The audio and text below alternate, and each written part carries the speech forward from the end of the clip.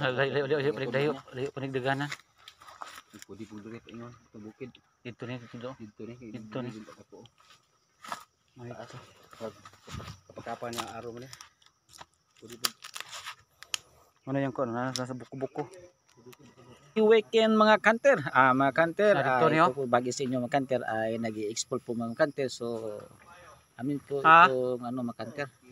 Tiningnan itong area. So sa unahan nito mga kanter ay mayroong tinatawag na nakuna ng quick deposit mga kanter.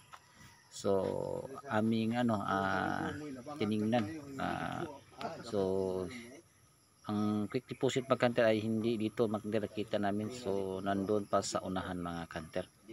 So ito po ay iba ito mga kanter. So tingnan namin ng mga kanter kung mayroon bang mga coordinate marker itong area mga kanter.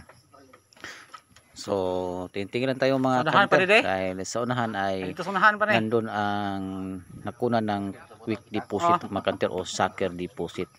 So amin lang itong mga kanter.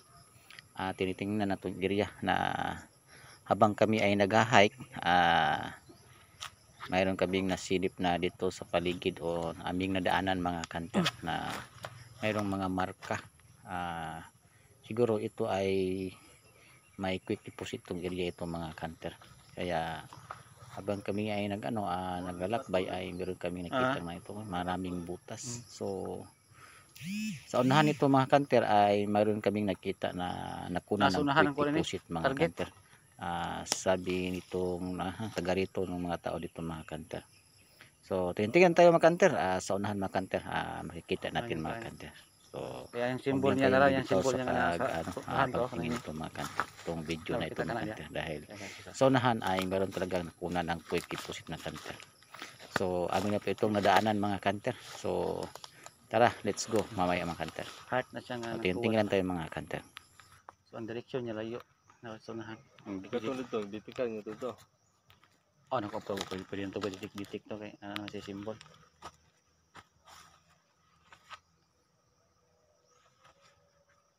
Ay murag mga kuan ba hollow rock ba. Saan nga belas dia? Sa dahon na sa iyang ra.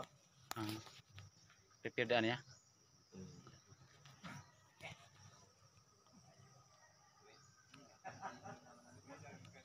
Kamu nagkukut-kut eh. Kani kami ang gulang. Bayaw lingawan kadto paningkuan pandemic. Lingaw ba. Ayun na siya. Mga sa symbol nga heart nga bali nga pasabot sa kana pa siya sa unahan layo. Gikan diri mga pwede po sa mga 100 meters, 300 meters, 500 meters, pinaka 500 meters pinakalayo. Nun sa i-confirm dito. Anong tudo sa nasa dapita kini po do. Kini nga permission. Ini kada mo targeto ni matutudlo amo nang imo sa anak nito. Sa ito na dito. Kuto ba na mag-game ito video lang lalasin mo sa pintingon. Mo na ko nag-transit. Ay na. Tuwad nga heart. Baka nang bahada rin daw. Kuan niya. Kakuan. Ang bakilid ya. Mo pong gikalot-kalutan. Nalabi ito tubig. Wala ang kalit. Wala na. Wala ang kalit pa. Kilis batong dako ba?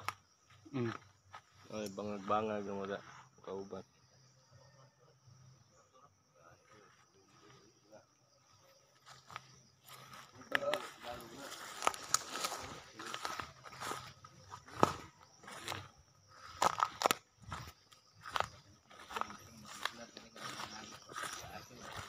Nasa unahan man. Di pa rin yung area no? Halin na. Ito. Kasa pa. Tag. Lagi dagang pa ng bato. Ano sa ito ni baga ka nasa bato tang giputo. Wala ang sign dito ba Kasa pa. Wala kasa pa. Ay sign nga kalingkuan daw nang tao ba? Tubang ko da. Atmas. Ang bato ba na sign tao nang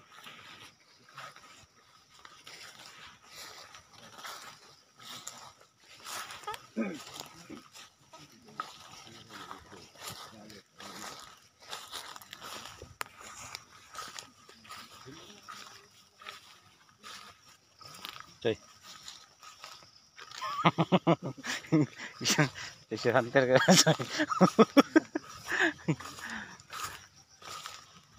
Nga naman na yung hagbong bulo. Tapos tinagharang ko. Need na nga magpatagak ba? Yahan mo rin. Laya oh.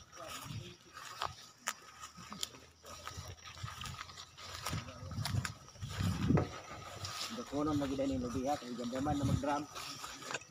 Wala pa uling ba no? Na, Wala pa uling.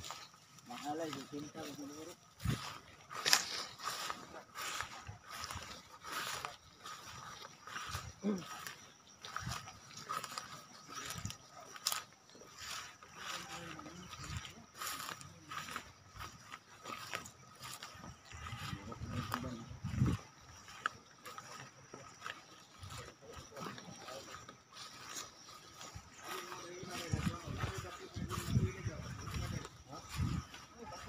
Ay, nagpinig na.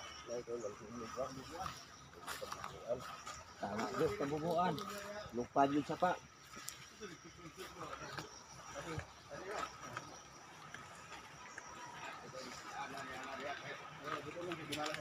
Muni, ang dapat na nga bato ni. Kining, batuha. Wala eh.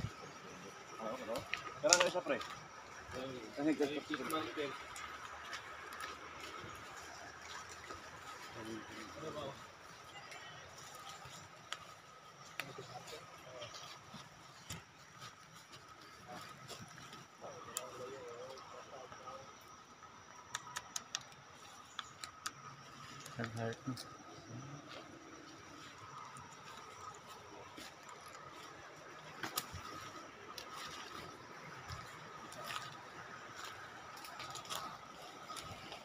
Mana dia? Fish marker.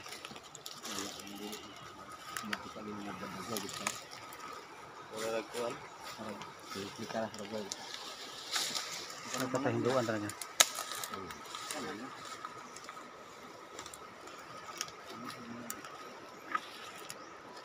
Ano ni? So yan pong bato mga kanter, yan po ay nakuna ng sacred load mga kanter. So lapitan natin mga kanter. Yan po ang bato na nakuna ng sacred load mga kanter o quick deposit mga kanter. So iba ito ang bato nito mga kanter kasi mayroon kaming nakita na sa bato ay mayroon siyang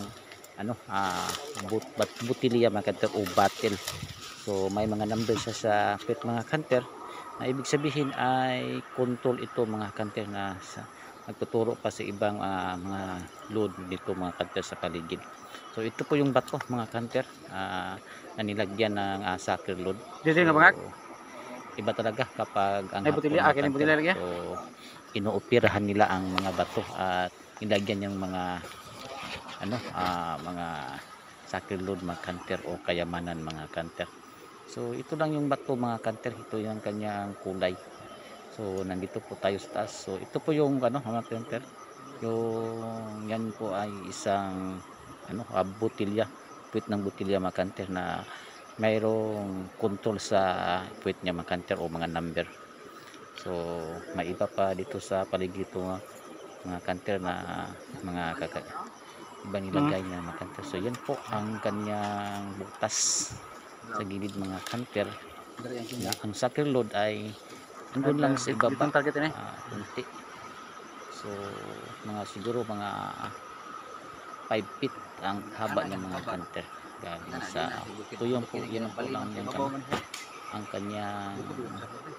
ang kanyang symbol mga kanter, may butas na ilang kalakihan mga kanter. Yan po ang kanyang signal mga kanter. So si baba mga kanter ay nandun ang sacred load mga kanter. So yung bato ay inooperahan lang. So sabi noon ay ito ay may takip. Yan, natataka sila ay nabutas na. So sabi ng iba, yan po ay kinuha na mga ninja o mga missionary na mga hapon mga kanter. So yan po mga kanter, sacred load na nakuha nila ng kanter. Napakasimple lang ito mga kanter, no? So kanin talaga ang mga hapon mga kanter kapag sila ang magtago sa kayamanan. So meron pa talagang mga sacred load mga kanter na simple lang kukunin kapag tayo ay may alam. siguro ito ay nakuha mga kanter ay siguro ay matagal na ito mga kanter. So talagang marami talagang mga missionary o mga ninja cup na parito ng mga Hapon mga kanter para kunin yung mga simple lang kunin na mababaw lang na tinatago lang sa bato o inoperahan nila mga kanter yung mga bato. So yan lang po mga kanter, at sana nagustuhan nyo ang video na ito mga kanter. Happy hunting sa inyo mga kanter, at sana wag lang kayong ma-discourage na talagang marami pang mga teacher dito sa Pilipinas na hindi nakukuha nila mga kanter. So hello mga ka-hunters, this is my Tid Hunter, ang inyong gabay sa pag-treasure. Mga ka-hunter, kung hindi pa kayo nakasubscribe sa aking channel, paki-subscribe at paki-click ang notification bell para lagi kayong updated sa mga susunod mga i-upload ko mga ka-hunter. Shout out po pala mga ka-hunter dyan to all Philippines, Luzon, Visayas, Mindanao. Happy hunting sa inyo mga ka-hunter. Mga ka-hunter, kung ano mga ka-hunter, lagi po tayo humingi sa ating may kapal na bigyan tayo ng kaalaman o karunungan para ma-improve natin ang mga treasure sites sa ating mga area mga ka-hunter. So mga ka-hunter, shout out po pala sa mga nag-hunting dyan. Palagi lang tayong mindset mga ka-hunter para okay ang ating mga